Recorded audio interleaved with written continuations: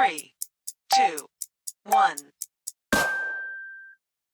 Hello, everybody. All right, we already got a great comment from Abigail. But hey, everybody, JP Wells, CEO of Phone Animal. We are super excited to be with Gene Rivers here. And just to give you a quick agenda of the webinar, I'll introduce Gene, and I'm sure most of you know who he is, but for the few that don't, I will give a quick bio on him. But Gene is going to present for roughly 30 minutes. You know, a lot of talking about seller strategies and how to hit your sales goals in the market that we're in today. And I called it a low inventory market, but Gene quickly corrected me there, and I'm sure he'll correct everybody else here. And then after that 30 minutes, I'll have a few questions for Gene, and then we're going to open it up to the audience. And in order just to make it efficient, please just put your any questions you may have in the chat function, and I'll play moderator. And we have Gene until the top of the hour, so 12 p.m. Central Time. And he said he's quick, and so he's going to try to get to all your questions. And yeah, we're super excited. So with that being said, Gene Rivers, I've had the opportunity to get to know Gene a bit through the founder of Phone Animal, a guy named Tim Heil, who some of you may know. Tim's got one of the biggest teams at KW, and he would attribute a lot of his success to Gene. Gene was actually Tim's coach for a number of years, and I know today is still, you guys are still good friends and keep in touch. So for those who don't know Gene, he's had a wildly successful career in real estate. He owns, and correct me if I'm wrong on any of this, Gene, but I'm pretty sure, 4 market centers, 4 KW market centers. Yeah. Your team has done astronomical numbers in sales and volume, over 5,000, I think, transactions and billions of dollars of volume. Yeah. And I just was asking him how many times he's speaking per month, and he's down to 2 a week. And so he's a really sought after speaker, and we're super lucky to have you. So again, Gene, excited to have you. You know, we'll take advantage of this time, and I'll kick it off to you. Well, I appreciate that, and it's a pleasure to be here. And yeah, I've been around 32 years, done a lot. I spent 7 years as a listing specialist. So a lot of what we're going to talk about today is exactly that. It's about sellers. And that was my ball game, and I love it. Of all things in residential real estate sales you can do, I love being the listing agent. So we got a lot to talk about today in a short amount of time. And I will hang around and answer questions until noon. So we got plenty of time for Q&A. Just be sure you put them in the chat box. I am going to drive a PowerPoint so that we can get even more information out to you more efficiently. So do be prepared to take notes. And I'm going to pull it up, and let's get started here. Oh, I've got so many PowerPoints open up. It's crazy. Okay, there we go. That's the one I want.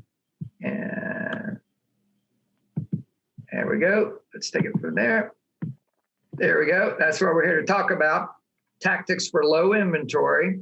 And that's what's on your mind. That's my wife, one of our trucks. Okay, let's clear this up. It's not a shortage of inventory. 2020, the year of COVID, April and May, volume went down all over the U.S. May not have been in your one market, but it went down all over the U.S. And yet we finished 2020 at a record number of resale properties were sold, record. We had beaten 2019, which was a record year since the best year, 2005. But 2020 just evened and slightly went over the best year, 2005. And right now, year to date, 2021 is at a higher pace than 2020, same time. And remember, COVID didn't hit till March. So we are at an all-time record sales pace. Now, you can't set records where you have no inventory. So let's be clear what the problem is. The problem is an overabundance of buyers due to no new construction for 10 years. Those of you that have been doing this for a while, and I got to believe most of you are all experienced to be on the Phone Animal thing, but you all remember we had inventory issues prior to COVID. This was not new, and it's been years in the making because of no new construction for 10 years. But then you add in low interest rates, record low interest rates. You throw in COVID-19, which was a major disruptor. It changed work patterns. It accelerated second home buying. It accelerated early retirement. And now we throw in the iBuyers and the investors and the flippers and builders who can't get enough lots looking for houses to do teardowns or full remodels. It's a perfect storm. And that's where we are. And there doesn't seem to be any sign of let up. But the problem is it feels like there's no inventory because houses are hitting the market and then they're gone.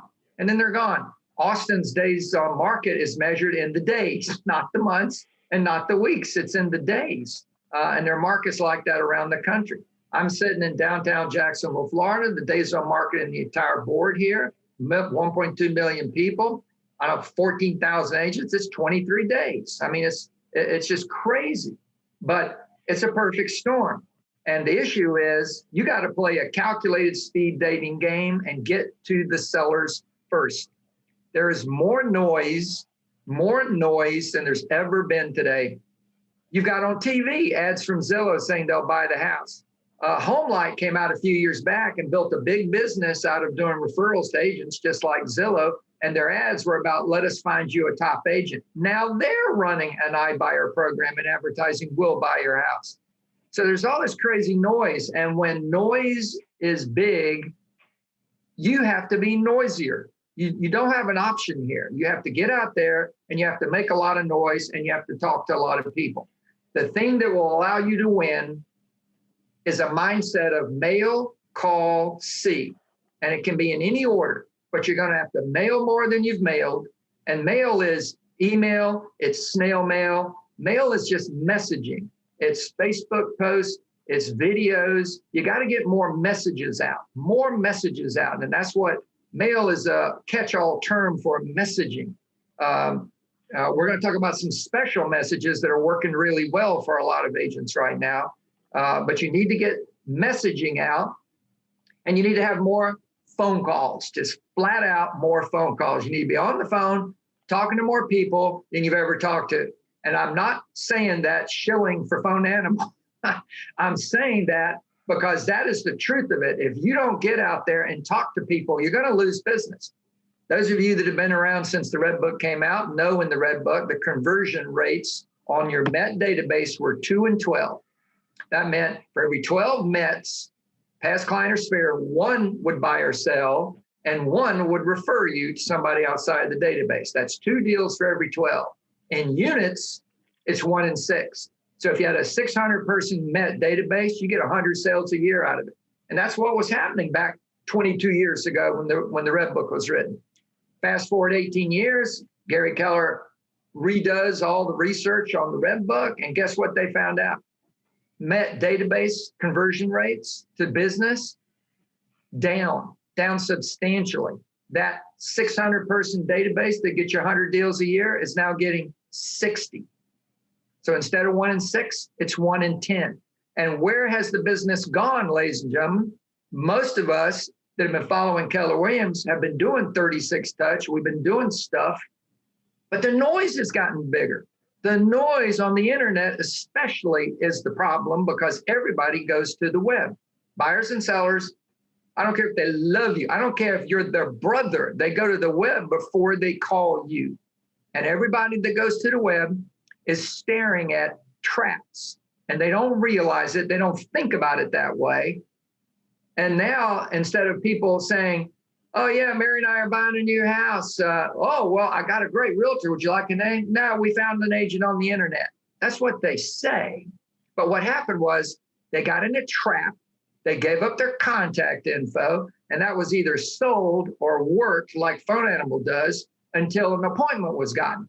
And then the appointment happened, and they say, oh, we found our agent on the internet. No, you didn't. You got trapped, bought and sold, and hog-tied by a professional agent who knows how to tie you down with tie-down scripts. So you simply got to get noisier. And that's what we're here to talk about today is where do you need to get noisier? How do you need to get noisier? How do you win?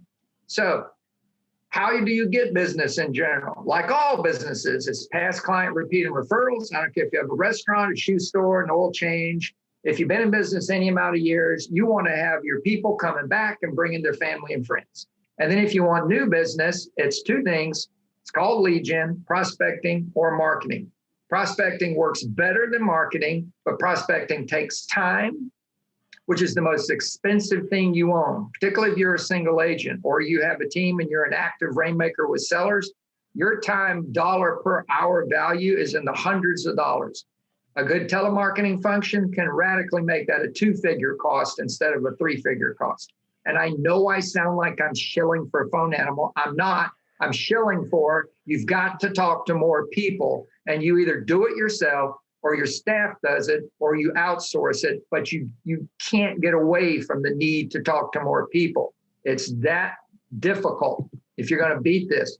This is a look at Gary's top group, where they got the business from, where they get the business from. Look at that, word of mouth, huge. And that's simply repeat and referral. Repeat and referral was over half the typical Red Book members' business. Remember, they've been in the business for years. They sell 300, this is the Red Book numbers, 320 units a year. They got a lot of past clients. They work them, and 66. Guess what?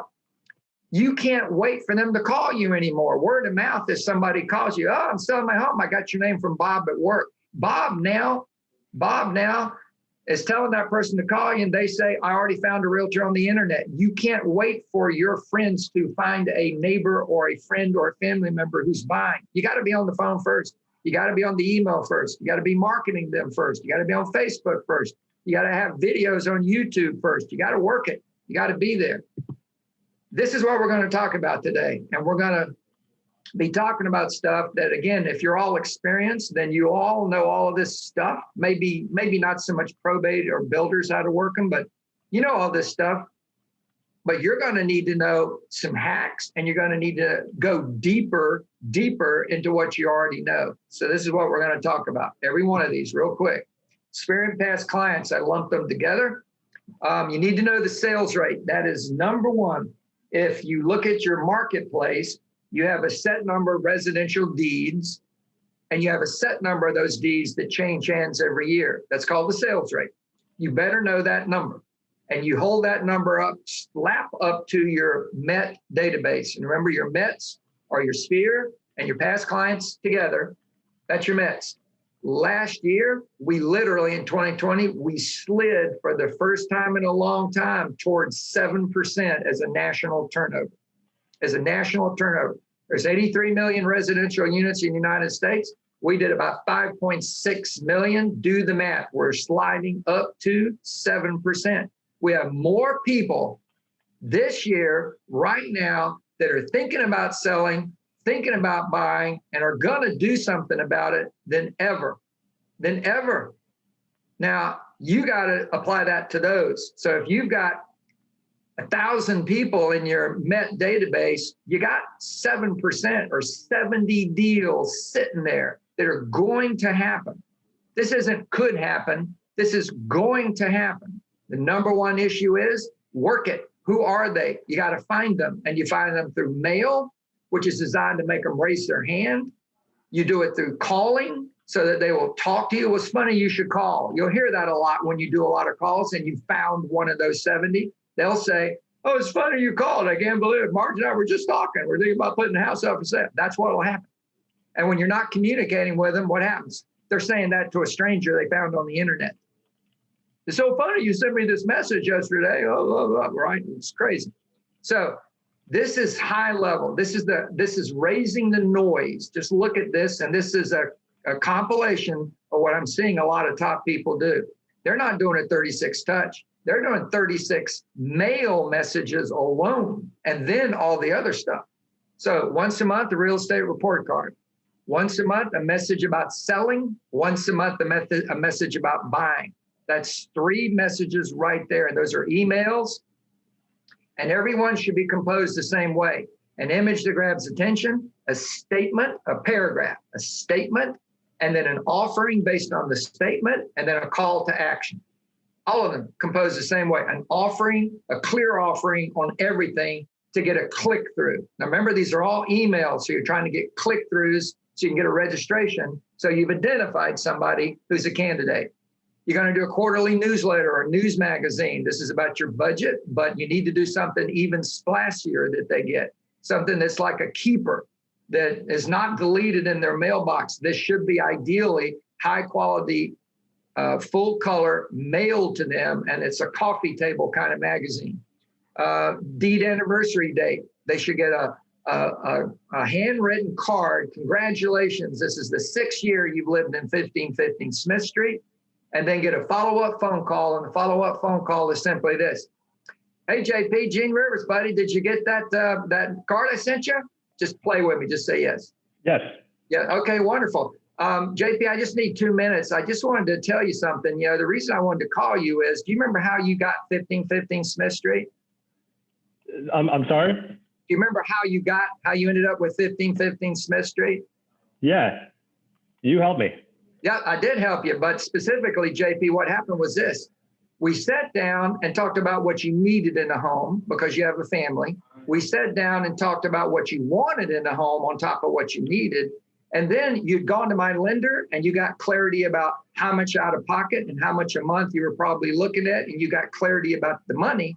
And then we stirred that up and looked at the market to see what the market had in the way of solutions. And if you don't recall exactly, JP, I have the data. We ended up with 8 properties. You went out and quickly narrowed it down to 2 and made an offer on Smith Street. And that's how you got Smith Street. So here's my question. And I know I'm almost done. Here's my question. If we sat down today, JP, and we looked at what you needed, your kids are, 6 years bigger, 6 years more stuff. If you look at what you needed, and then you looked at what you wanted, and then we looked at the money, prices are high now, but rates are record low, which means you're selling high, but buying low because of low interest rates. $400,000 property today is only going to cost you $1,600 a month.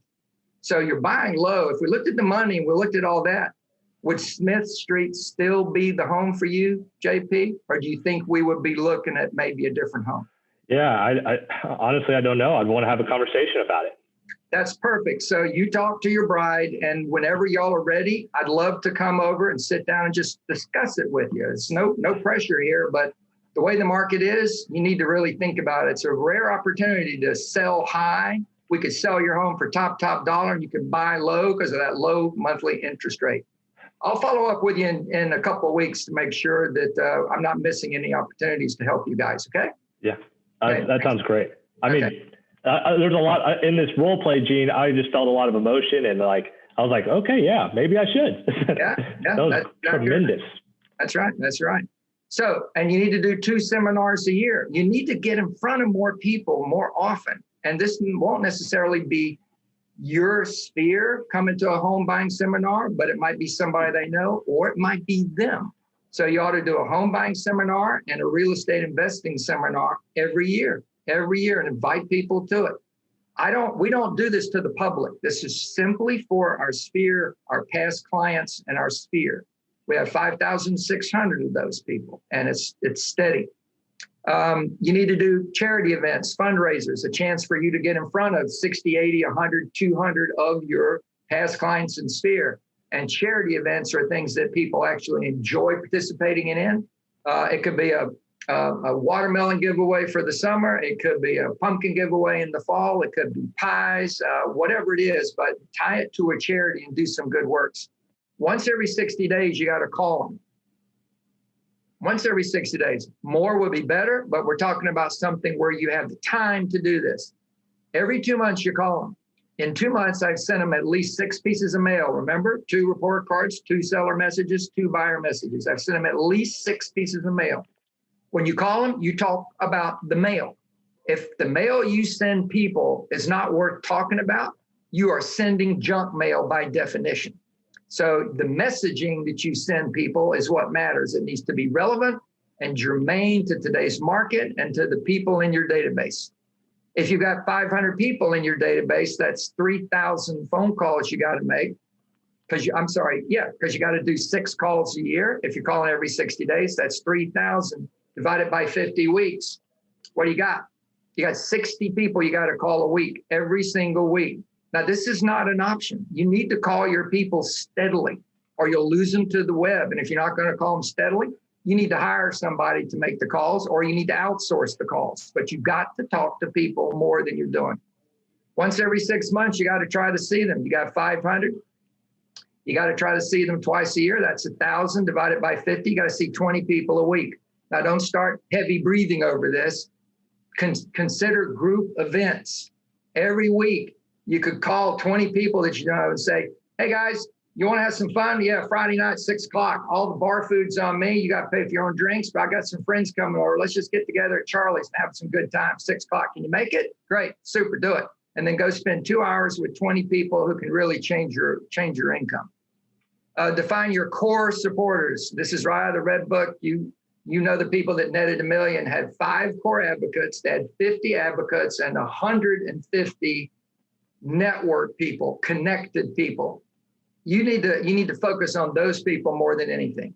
Our best year ever, we sold 486 houses, and that year we had 4 core advocates, not 5, which was the Red Book average. We had 4, and those 4 people were 136 closed sales in 1 year. Those 4. If you're not cultivating core advocates, you're missing a big opportunity. Now, here's one of the hacks. Right now, agents are doing this right now. Some of you are probably already doing it. You need to send a text message.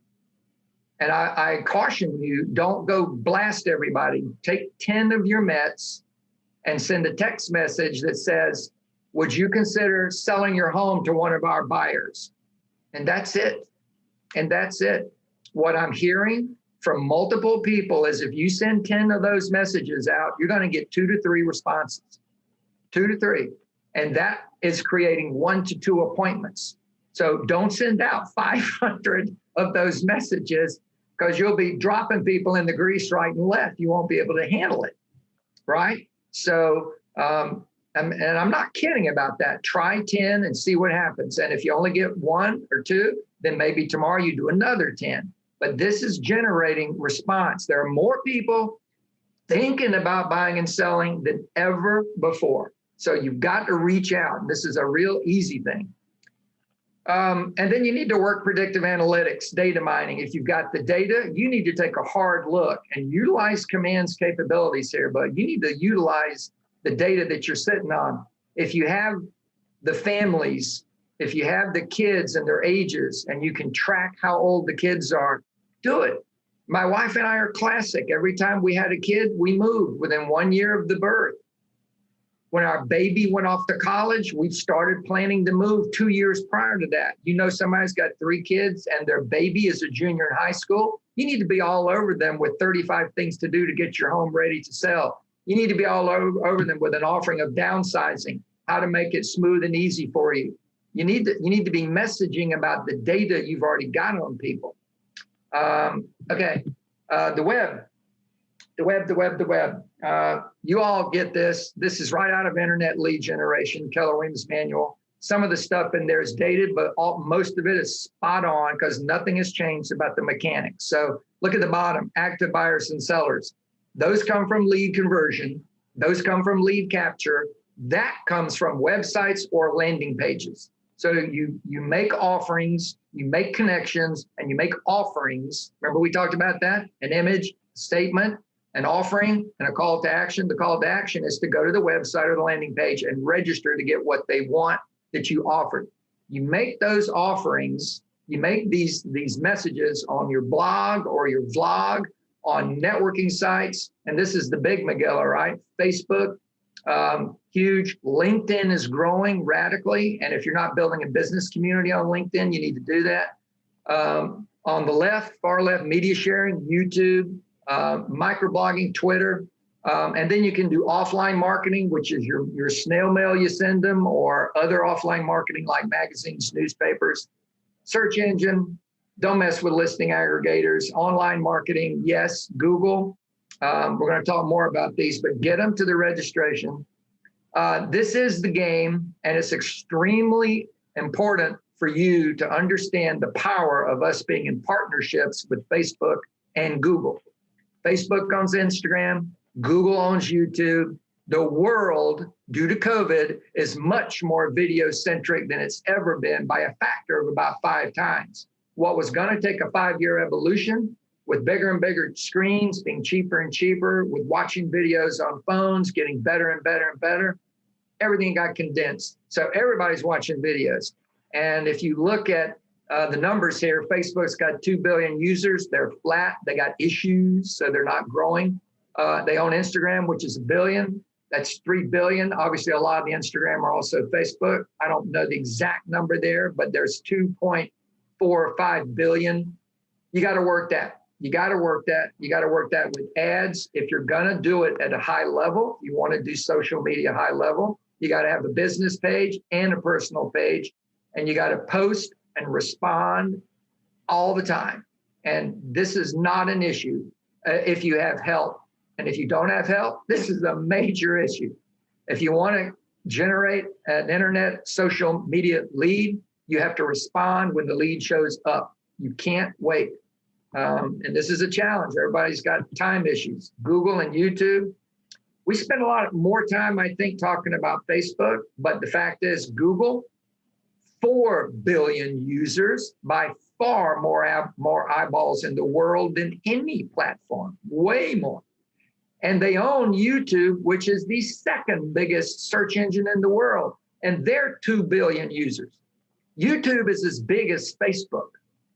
And when you consider that Google gives you juice if you have videos on YouTube, you can have your videos popping up on organic searches on Google. Never mind popping up on YouTube searches. So what am I really telling you? You all need to be doing a lot more videos, and you need to be posting them on YouTube, and you need to be posting them on Instagram, and you need to work it. If you're using command and doing low dollar ads, you need to be putting ads out for your own dang videos. And I mean it. And look at the very bottom. And this was not me. This is what they said, the representative from Google on Family Reunion, and prior to that on Mega Camp, when they were interviewed by Gary and Jay, they specifically said, during the coronavirus, the explosive growth in video was how-to videos. And a lot of it was how to make brownies, how to refinish furniture, because everybody's sitting at home. But ladies and gentlemen, this is your entree. Think about what you do and realize you need to create 2 channels, one channel for property tours and real estate in general, like the part of town you work.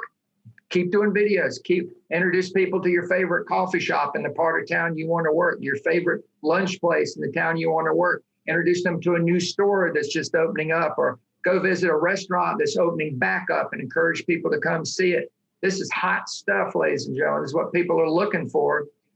But you also need to do information channels. So think about how-tos, how to price your home to sell, how to get your home ready to sell, how to deal with the showing, how to be safe with COVID and sell my home, how to. You need to start doing these 1.5 to 2.5 minutes max. You need to script them out. You need to practice them, but you need to be relaxed and casual. The best videos, according to YouTube, are 2 things. They're informative and they're fun. If all you are is stupid fun, you will have a limited shelf life. If all you are is cold, hard facts, you'll have a limited shelf life. But if you can give them quality information and make it fun, you will have sticky, and they will spread you around. And that's exactly what you want. LinkedIn, again, owned by Microsoft. Once Microsoft bought them, LinkedIn started to grow steadily, because poor little old Microsoft has been trying to figure out how to get into social media and search. And they finally got something working now with LinkedIn. It's finally happening for them, bless their little hearts. The point here is all of you need to build your own network. Your CPA, your attorney, your inspector, your network, your real estate lawyer. Start building your own BNI group on LinkedIn. It's happening all over the country, and it's powerful. And by the way, on YouTube, 62% of registered businesses are on YouTube. 62%. Okay, so post. Now, these are your posts. These are the kind of ads you can post through command on Instagram, Facebook, Google, YouTube, whatever. Real estate report card on a neighborhood, free opinion of value, generic or specific, relocation packages, offer 200 cities. If you have it, free moving truck, but you actually have it. U-Haul has trucks. You want to offer a free moving truck and you don't have a truck? Offer it. If somebody responds and you end up listing their property, rent a truck for them, ladies and gentlemen. Give them a truck. You can pay for it a day. It's $80 for a big truck for a day. It's cheap. You don't actually have to have the truck. You're just willing to provide the truck. trade-in program, iBuyer program, vendor list, local merchant discounts, selling seminars. All of these are offerings, ads where you're offering, click here to get yours. And by the way, you can tailor these to go after your sphere. Selling seminar, home buying seminar, no point, no fee, low rate mortgage. That's Keller Mortgage. Forbearance, what it is and your risk. iBuyer facts you should know. There's more. Selling guides, get your home ready to sell guides. Staging, how does it work? Agent questionnaire for interviewing, best return on investment when selling. Most common repairs when selling, tax consequences of selling, downsizing consideration. Notice the focus on selling. These are all offerings tailored to selling. I'm trying to get a seller to raise their hand. And if you want to curb your expense, you can just do these straight to your Met database as a drip, or you can put them on social media or Google or Facebook and get a bigger audience. Okay, FSBOs. FSBOs are about as old as the dang hills. Everybody knows FSBOs. I'm not going to pound this except for the bottom there. Most FSBOs won't do it again. Who sell themselves won't do it again. I say most. 30% will do it again, but 70% won't. Most agents who work FSBOs quit fast. There's only 1 out of 10 left after 4 weeks. They list within 4 to 6 weeks. On the bottom, you need to do mail, call, see. Mail, call, see. Ideally, you go door knock them, you meet them, you tour the property, and then you offer to help them, and then you call them every week to help them, and then you mail them a piece of information that might help them. So you mail them, you call them, you mail them, you call them until they're ready to see you. NAR's research says the 2 most common answers when asked, how did you choose the agent you hired? The 2 most common answers were, they were helpful and they were persistent. That gives you the recipe. You know what to do. Now you need to use mail, call, see to do it. Your challenge, if you're busy, is you don't have the time to start tracking all these phone calls you got to make and doing the follow-up and doing the data. You got a problem. But that's what works, ladies and gentlemen.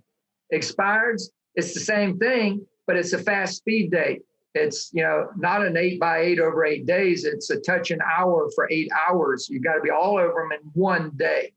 And you got to basically approach them from, I'm sure you must be frustrated. By the way, this is all the data. I'm sure you must be frustrated. You might even be angry at all realtors. I apologize for being a realtor, but I don't want you to be in this rut. I got to believe you're trying to decide, are we just going to stay here, or are we going to rent it, or are we going to relist it? And I got to believe there's one simple question that you need answered in order to make that decision, and that is, what's it going to take to sell?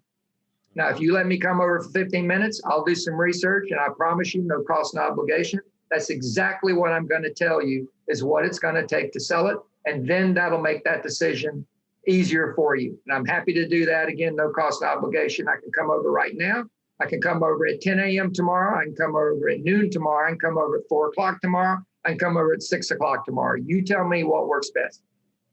Now, if you want to amp it up, you door knock them and do the exact same script I just went over. You need to go see them. Circle prospecting. Love circle prospecting. Circle prospecting is built on that same turnover rate we talked about your sphere.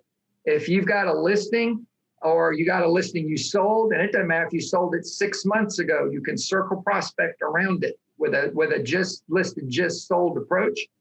You can send out letters. You can send out postcards. You can circle prospect with mail, all mail. You can circle prospect with calls, all calls, and you can circle prospect with door knocking, all door knocking. The best strategy is a blend. It's doing all 3. All 3 is the best, because if you door knock, you'll never get them all. If you call them, you'll never get them all. If you mail them, you get 100% of those mailboxes. So you want to do it all to kind of spread the love.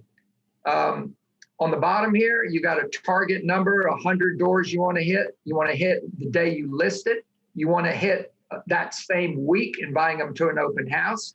You want to hit them again when the property goes pended and ask them would they consider selling their house. And you want to hit them again when it's closed to ask them, Can you put them on your private real estate newsletter so that they can keep abreast of real estate and that they'll know how to reach you when they're ready to talk about selling their property? Now, if you do this right, you will find business. Remember 7%, you do 100 doors, there's 7 sellers I'm going to stand in front of. I'm only looking to get one. I got a 7-to-1 chance of hitting it. And I'm going to hit it. Now, and that's why you go 4 times, is to be sure you hit as many of those 7 as you can hit. Some people are really winning with what's called the golden letter. I'm going to read you the golden letter. This is and listen to all of this. This is the way it's being done that's working the best. It's a handwritten envelope.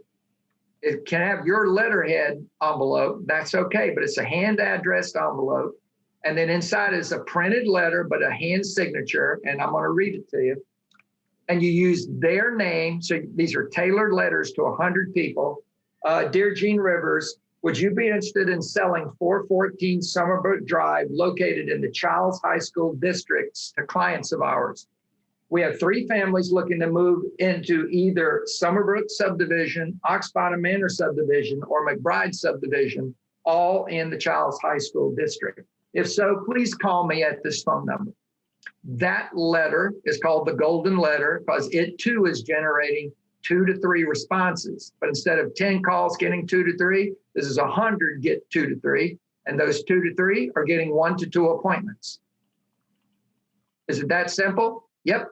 What's it take? WORK. These are hand addressed envelopes and signed letters. It's simple. It's not easy. It's simple, but you got to do it. And you need to have 100 letters or more going out every single week. Here's some phone number sources. JP can tell you more about this than I can tell you. I'm just telling you a list of what I hear a lot of Gary's top people are utilizing. Vulcan 7 just upped their game a good bit, so a lot of people are using that. We've used them for a long time, but I'm not telling you that's the end all and be all. Geographic Farm. Okay, you already know, again, about geographic farming. I would just tell you this. You want to do a 12 direct real estate report card. You want to do a quarterly newsletter to the farm, and you want to show up and be visible. And that means consistently door knock. So your group prospecting event that's face-to-face every Saturday morning, twice a month, and Thursday dinner time, twice a month or once a month. So at least 3 weeks, you're door knocking 50 doors. You need to pound it. If you want to dominate in a farm, your mindset has to be, I got to meet every single homeowner. I have to. How can you be the neighborhood expert and you ain't met the neighbors in the neighborhood? The expert would certainly know the people in the neighborhood. You should be the first agent in a FSBO. You should be the first agent to an expired. You should be the first agent in a new listing. You need to own that turf. And if you're not willing to do that work, you're going to be at risk, not only from the internet, you're going to be at risk from people just sending out oversized postcards that are prettier than yours because you're just a postcard to them. You're not a face. You're not a reality. Investors right now are really jumping. Some investors are bailing. They are bailing. They are way too worried about forbearance. They're way too worried about not getting rent. They're way too worried about getting into trouble. Those people have 3 or 4 properties and half of them aren't paying the rent right now. They're ready to get out. So you need to be all over investors. And I put them together with Geographic Farm because you find them through location. So you go to a neighborhood where you like the price point. That's a biggie. Don't go down to cheap stuff. If that's lower than your average sales price, you're hurting yourself. Go where the average sales price is your price or higher, and then do a tax record run in those neighborhoods and look for absentee owners. And then reach out to them with the golden letter. That letter we just talked about, you send them the golden letter, but you just tweak it. I understand you have an investment property at 1515 Smith Street because you're mailing it to them, not to the property address. I would love to talk to you about selling it to one of our clients. I'm sure you're concerned about the nature of the current market, forbearance, rent not being paid, etc. Call me now. Send that thing out.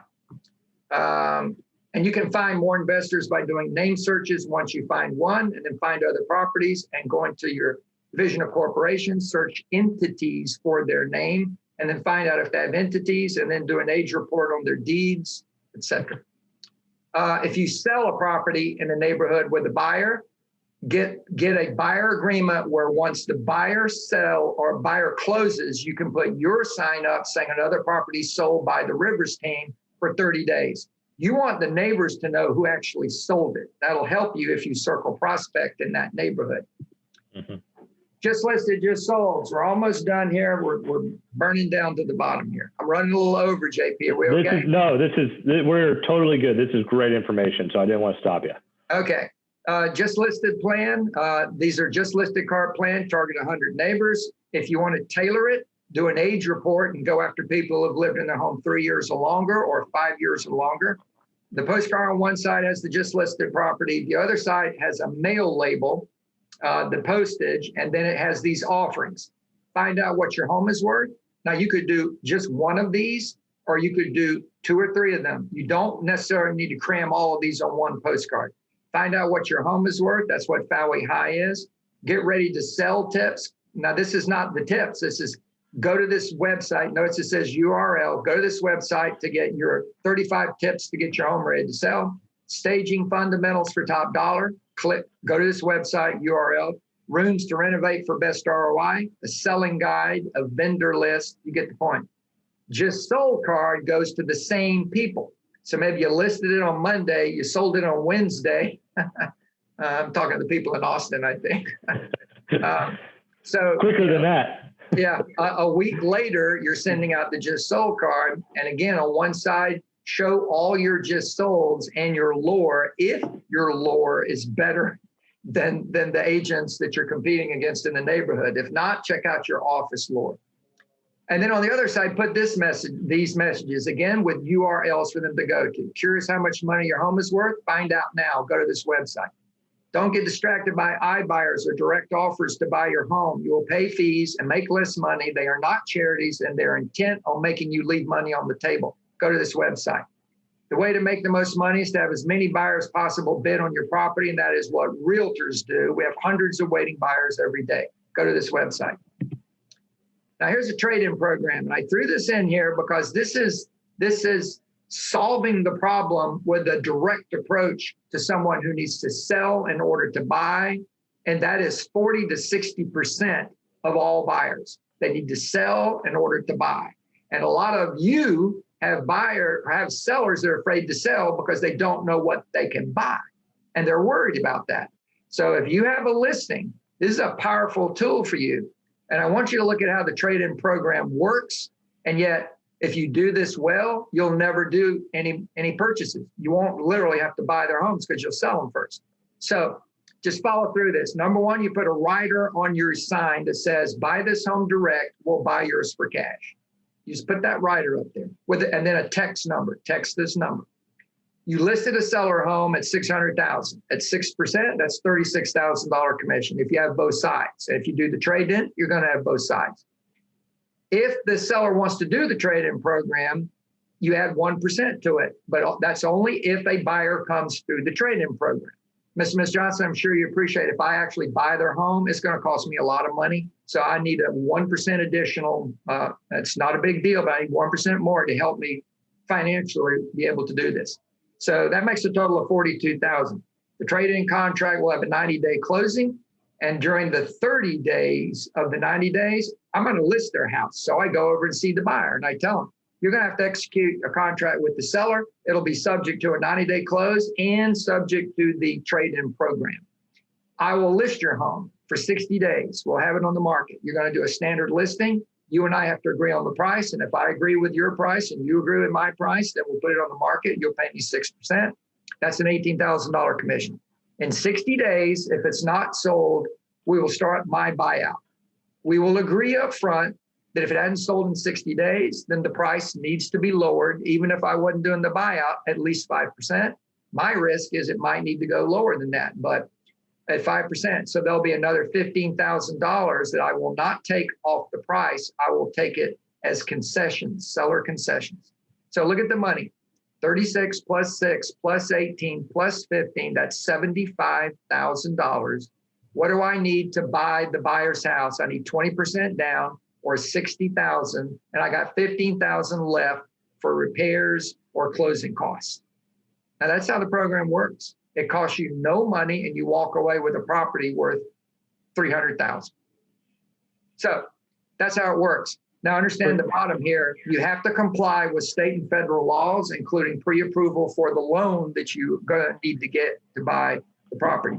This will generate calls. This will solve the problem for a buyer who wants to sell and buy. And now you're going to get a listing, and you're going to have the buyer. So this works. Rebekah and I ran this for years until the collapse in 06 and 07. And when houses were no longer worth what they owed, we could not do the trade-in program. So we quit. All right, open house. I'll cut to the chase on this. It's pretty simple. You do the open house flyer. You invite your entire database, promo it on Facebook, Instagram, YouTube, etc. Put a rider on it that the open house is coming 7 days ahead. And then you want to work the neighbors, because what I want the neighbors who are next to come to the open. And they will if you promote it to them. And they'll walk in the door and they all do this. We're just neighbors. We're just neighbors. Just want to take a look. We're just neighbors. I always love this house. Blah, blah. What you should hear is, we're next. We're next. We just don't want you to bug us. So we're going to pretend like there's nothing going on. Baloney. So you got them. You nailed them. Now you need to merchandise the house. Merchandise the house. You need to have a lucite stand in the dining room table that says, want to know what your home is worth in today's market? Sign in below. And another lucite stand. Haven't sold a home recently? Get your free 2021 guide to selling homes in this market. Fill in below. You get the point here. You're trying to identify either a buyer who needs to sell in order to buy, or you're identifying a neighbor who's thinking about selling, and they'll ask you, well, tell me about this selling guide. Do I sign anything? No, there you go. You got them. And then if you're doing the sell to buy program, have it there. Estate and probate attorneys. Estate and probate attorneys, this could be a laundry list. This could be CPAs. This could be accountants. This could be certified financial planners. This could be real estate attorneys. There are white collar professionals who give their clients advice on buying and selling real estate. And you should have these people as a referral resource for you. So this is an example of how to do it with an estate and probate attorney. Ask your real estate attorney to give you some names, some recommendations. Do a high quality presentation of 5 to 6 pages. These are white collar professionals. They don't get excited about you making a phone call saying you'd like to list their estate homes that they need sold. Send it out to at least 10. You'll have a presentation outlining your services to them and how you can help solve their challenge in high customer service to their clients. And here's what it's going to outline. You will do the initial property tour of the home. You will supervise the cleanup of the property. This is the order it has to be done. Once it's clean, then you'll evaluate with the attorney and the family, is this an estate sale or a garage sale? If it's an estate sale, then it's followed with a garage sale. Once it's empty, you got to do a cost benefit analytic. Remember, this is an estate. They may be willing to put money into it if they can net more money. So you got to say, here's the price if we sell it like it is empty. Here's the price if you do a cosmetic, mainly paint and flooring. Here's the price if we do an update, countertops, cabinets. And lastly, a full-blown renovation. And you got to be able to show them at each one, here's the rough amount you'll put in, and here's the net positive gain. Then you got to supervise the bids and certify that the work is done properly. And then you get a home to sell. This is kind of like REO. It sounds sexy to get a probate attorney, but just like REO, it's more work, but it is a way to get business. By the way, we've worked with probate attorneys, and I'm telling you, if you go and ask probate attorneys, no agents are going after their business. None. Okay. Builders, last one here. Builders, everybody wants to get some. I see KW pushing a lot about builders. You're not going to get a big one. You're going to get a small one. And here's how you get them. Rebekah and I currently have one land developer and 2 builders we work with. And we've been doing that for 20 years. So here's how you do it. You join the local chapter of the National Association of Home Builders. You start attending the monthly meetings. They're happy to have you come, I'm telling you. And if you join, you're a member. Make connections. Most of the home builder meetings look like this. People go early at the bar and start drinking, and then they leave the bar for the program where they eat and listen to a presentation. And then when the presentation's over, they go back to the bar and continue drinking. So these are kind of fun meetings if you want to go to them, if you like drinking. But But that allows you to mingle and network. So you want to look for small builders, people that do 50 homes a year or less. That is the NAHB definition of a small builder. When you have a list of those, and you'll get the roster if you join the organization, you study them, go to their websites, Facebook page, pull up the data on the MLS, whatever you can find out about them, visit their job sites, ask to be shown floor plans, learn what truck your builder you're targeting drives. So you drive to the job site. If you don't see his truck, keep driving. Tailor your pre-list seller package for a small builder and give it to them to review. If you can get 10 appointments, you will get 2 to 3 who will consider hiring you. This is exactly what Rebekah and I did. We got 3 builders. And what we did was we volunteered to do a presentation. After 2 months, 2 meetings, I offered, hey, I'm a new member, but I'd love to do a presentation about the nature of the current real estate market and trend lines of what builders should know. And they said, and I'm not kidding, they said, wow, when can you do it? I said, well, tell me when your next opening is and I'll do it. I did it. When the presentation was over and the builders were all moseying on back to the bar, there were 8 builders who hung around. And I quickly went out and gave out my cards and asked for their cards because Rebekah and I were trying to talk to these people. And I knew they were going to go to the bar. I got their cards. We followed up. 3 worked with us for years. 3 of those 8 worked with us for years. The bottom line is you'll ask them, give me one. I'll show you what I can do. Give me one. That offer information, that'll be your support, your collateral material you're going to send them. Okay. Wow. Gene, that was fantastic. Thank you so much for sharing your best practices here.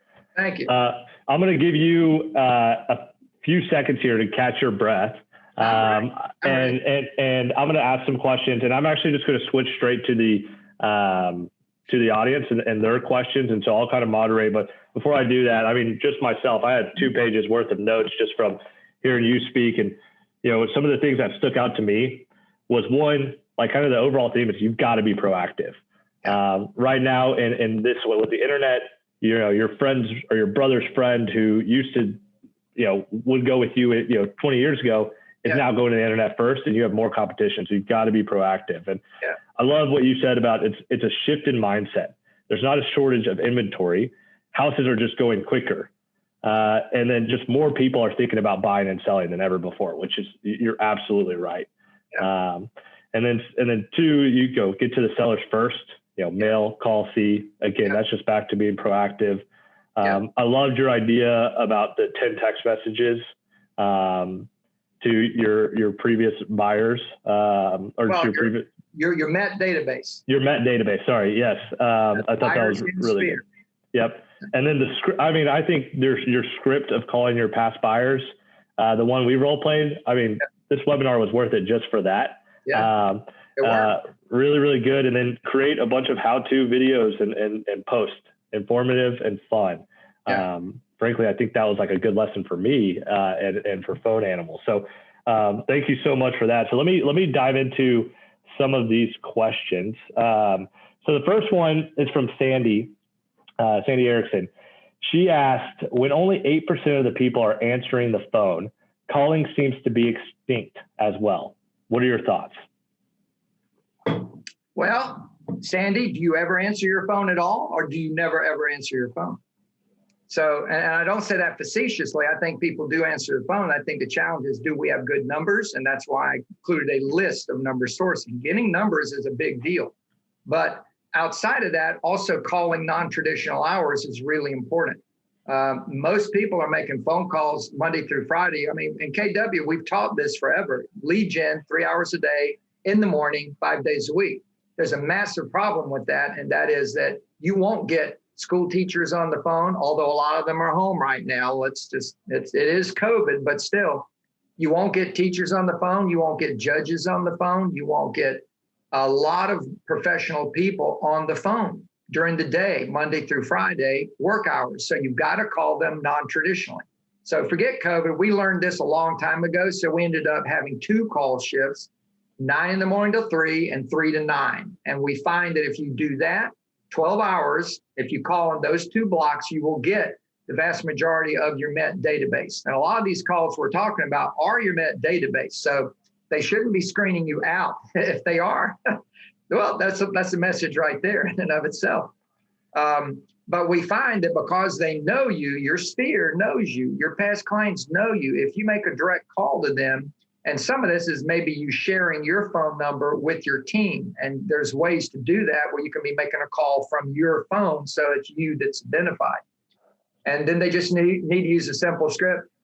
Hey, Marge, how are you doing? Listen, Gene wanted me to give you a quick phone call. And that's it. That's the script. That's just the opening. Just say, Gene wanted me to give you a quick phone call. And then you're right into it. So if the number's you need to do that.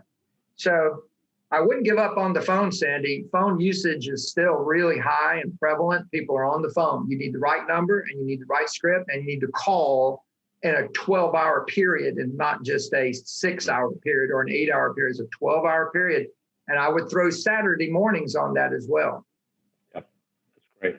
Thanks, Gene. And I promise I won't be too pitchy about Phone Animal, but if you don't have the time or you need to think about, either hiring someone in-house to do it or getting someone of your agents or potentially outsource. Phone Animal has grown to the size it is, and you're in different countries due to the fact that people need this service. So it's not a Phone Animal pitch. It's a pitch for, you better be talking to more people. That's it. I don't care how you solve that problem. You better solve it. And so, the second question is from Jessica Molinowski. And I'm sorry if I didn't pronounce that right, Jessica. And she's referring back to our script of calling your past buyers, I believe. She said, so if the seller agrees to find a new home to take advantage of low rates, how would you respond with their concern of not being able to find a home / getting outbid?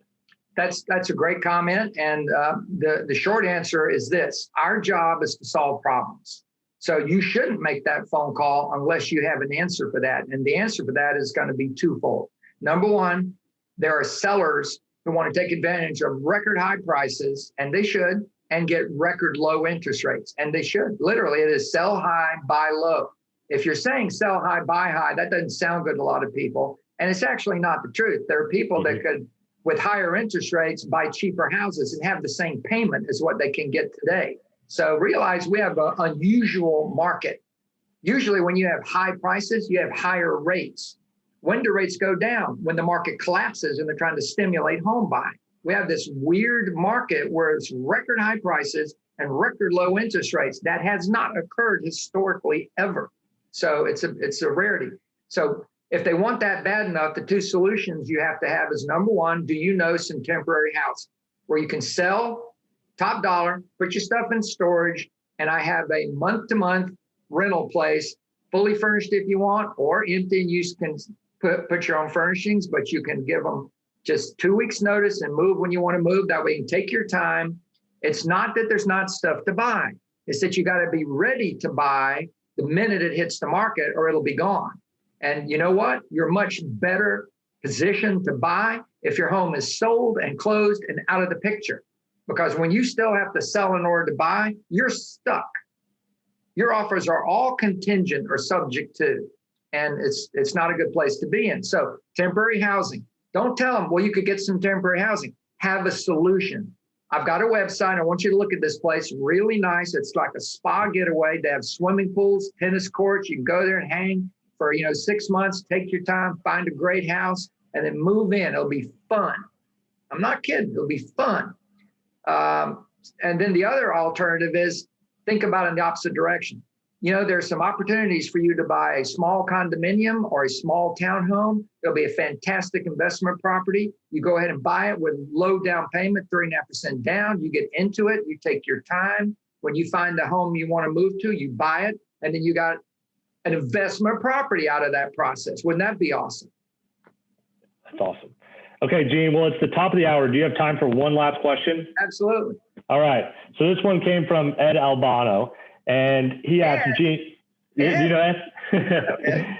He said, Gene, what do we do with mailers for just listed and open houses when these houses in my farm area are going to the highest and best before we can get them out? Literally highest and best in 3 to 4 days. And I know, Ed, you're in the New York area. Yeah, I think he's in White Plains. That's right. Somewhere in that area. So your question is about doing opens when it's going to be sold by the time the open hits on Sunday? Is that the question? Yeah, I think so. Well, it's normally at that point, it's still contingent. So I would do opens and say, we're inviting backup offers. And then you do the open. And again, doing the open, Ed, you're not technically, my advice would be don't look for buyers. You're going to get them, but you're looking for sellers. You're looking for a buyer who needs to sell. That's why that merchandising of the open, selling guides, find out what your home is worth, trying to find a buyer who wants to sell or needs to sell. But you also want to go door knock the neighbors. Ed, you know this. You've been in training with me before. You want to work the neighbors and let them know about the house the day you list it. You want to let them know you're having an open. This could all be happening in a weekend. And then you want to let them know it's under contract. And then you want to let them know when it actually closes, because you're trying to get someone who's next to self-reveal and see you as the hardest working agent in the neighborhood. This is an important element in what I'm talking about. When a neighbor is getting all this mail and all these messages on TV and all that, but here's a guy who's spending shoe leather, door knocking, talking to neighbors, doing an open house, talking to neighbors, having it sold, talking to neighbors. This is somebody they look at and go, this guy works. And this guy knows this neighborhood. That gets attention, Ed. That's why you do it. You win people through work.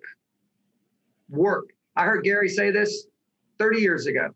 The people who spend shoe leather will win almost all the time. Just get out there, walk around, meet people. Proactive. Okay, well, Gene, that's we'll wrap it up there. I can even tell some participants are falling off because I'm sure it's the top of the hour. And so, again, we are so thankful for you jumping on and sharing your best practice. Like, this was a true treat, and we know you get asked all the time. And so we're thankful that you spent some time with us. Well, you just go tell Tim that the old dog's still got a few tricks. That's awesome. Well, thanks so much, Gene. Thanks for everyone for attending, and we'll be sending out the recording. Thank you. Okay. See you. Bye.